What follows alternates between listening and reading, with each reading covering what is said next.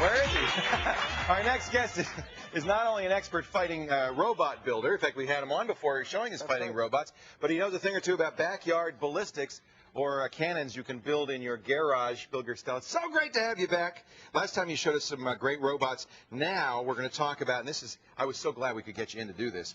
Well, thanks for having me. Potato cannons, things that blow up. Yes. Now we're going to start with the simple stuff. There's no explosives involved in this. Not this first one. This is a petard. Right.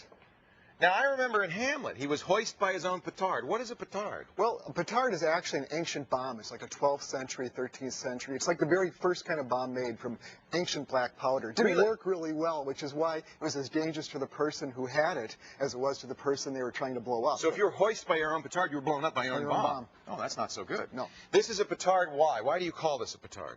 Well, This is a pressure shape? Yeah, well, no, I mean, petard is shaped like a little bell, and this obviously isn't bell shaped. Okay. But basically, what it is, it's a big pressure reservoir with a muzzle on the end, and when you operate it, it sort of shoots the ammunition out just kind of like a petard would. Now, we got to say before we go any further, safety is paramount. I know that your publisher would never. I know that Chicago Review Press would never have let you publish this book if people all over the country were going to get blown up by it. And you've sold over 50,000 copies, so I know that it's safe, right? What do we need to do to be safe? Well, you need common sense more than anything. I've gone through these projects with a fine-tooth comb to make sure that I could think of everything that could possibly go wrong and prevent that from happening. Okay. Follow the directions, wear safety glasses, don't shoot it at anybody. Common sense is important. Okay. We're going to wear safety glasses. We're going to tell our audience to wear earplugs if they want. We've given everybody on our audience earplugs. We'll also warn you when we're going to do a loud noise, so you could, if you want, put your fingers in your ears, because we're going to do one loud noise. This one's not so loud because this is compressed air, right? This isn't loud at all. Let's start pumping it, and you can tell me a little bit about how this is going to work. He takes off the safety glasses. I leave them on here.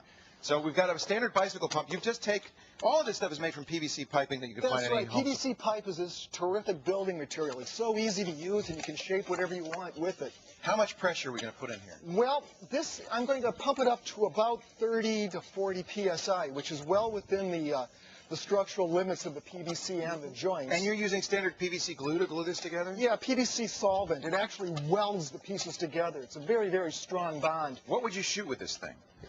Normally I shoot vegetables. Vegetables? You know, potatoes. A cucumber, a zook, a broccoli. Kohlrabi. Kohlrabi is always good. Yep. And you're going to shoot it. How far would it go? Well, if I was to put a potato in there and shoot it, and pump it up to 30 to 35 psi, right? I imagine we'd go across the football field without any problem. 100 yards. Yeah. You got enough pressure in there to shoot it? Well, we got some pressure. All right, I'm going to ask the audience right now to cover their heads. Yeah. Because we're going to shoot it right at you. Yeah. All right, let's see. All right. Fire. Oh, our little joke. Our little joke.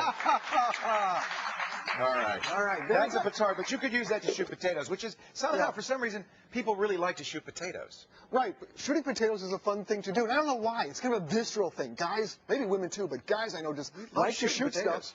This is a carbide cannon. Yes, it is. Now, a carbide cannon, I remember from college, we used to have one. The marching band would have one, and it was a little brass cannon that they'd fire on the field. It made a loud noise. Yeah. This, you can make one yourself. I made this myself. Doesn't it go blow up the plastic? No, because I don't have, we're just going to use it to make a loud noise. This end is left open. I don't put a projectile in here. So it's not shooting anything? That's right. What we're going to do basically is, this is a reservoir. This has water in it. Okay. And we're going to put some, a chemical called calcium carbide in there. Now, there's an interesting chemical reaction that occurs. What is calcium carbide? Calcium carbide is, miners used it, right, for their lamps? That's right. It was a chip that they put in miners' lamps. They drip a little water on it in a very controlled way, and then they'd ignite the gas that emanated from that, and it would burn with an intense white light. So that's basically what you're going to do here? Yeah, but we're going to do it all at once. So instead of having an intense white light, there probably is, but we're going to get a nice big boom. At least I hope we do. What is the gas that comes? So when you mix calcium carbide with water, what do you get? You get a chemical reaction. It makes acetylene gas and something called lime. So this is like what an oxyacetylene torch would have, kind of, right? Kind of. Kind of? Okay. Kind of, sort of. So we are now going to be putting this is carbide. You can buy that in the hobby supply stores and so forth? Yeah. Is it powder or liquid? This is a powdered form. Okay. Normally I like to do it with real carbide chips. I'm going to stand back here. Yeah, okay. Now, everybody, this is the loud noise portion of the program today. Hope it's so loud. we'd like everybody to put the earplugs in or hold your ears. Abby, please hold your ears because Mom's going to kill me. We've got a little acetylene in there. He's going to light it now. Oh, hey-oh. Oh. That was pretty loud, wasn't it? Wasn't too bad. Now, I didn't really load that thing up, but it makes a good... I like the flame that shoots out of there. Joe's how sharp that was? That's called a croissant and noise. We got Patrick huddling in the corner now because it went straight at him. Hey, now we know what the helmet was for. Doesn't he look like Patton in that thing? No. He looks like the guy in the World War II movies. You know, you call him Sarge. That's Sarge. He was in the trenches with me. All right, Sarge, keep your socks dry. That's right. The smoking lamp is lit. All right, let's do a potato cannon. Let's do a spud gun. These are fun. What ages you need to be to do my these? Potatoes. Oh, yeah, let's not take them away. What ages can do this? Leo, I tell people my book, Backyard Ballistics, is a collection of PG-13 rated science experiments. It's something you do with an adult. Let's say that right away. You do it with an adult. Yeah. But, you know, fathers and sons, mothers and daughters, fathers and daughters. Well, fathers and daughters. Abby's here for Take Your Daughter to Work Day. Come on, Abby. Can she help you with this? I think so. All right, so my daughter Abby's here. She's got her safety glasses. You got your earplugs in?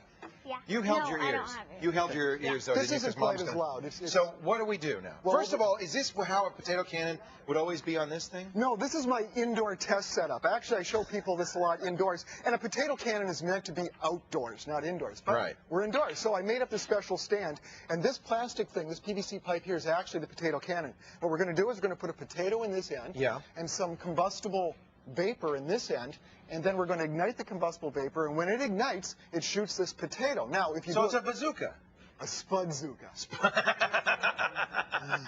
Okay. Yeah. Now, Sarah, can you move? Because we're going to shoot it straight at her, right? Yeah, gladly. No. No, we got a bucket at the end here that's going to go into, right? Right. This bucket's going to catch it, and you can get a feel for the power of a potato cannon, though. Just watch the bucket after we're... Go ahead and load it. I'm going to get the trigger.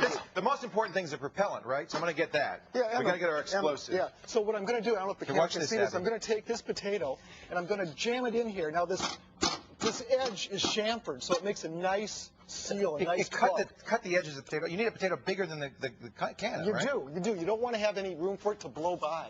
So basically, we've got a seal now. Yeah. Now it's sealed good in there. I'm going to put the...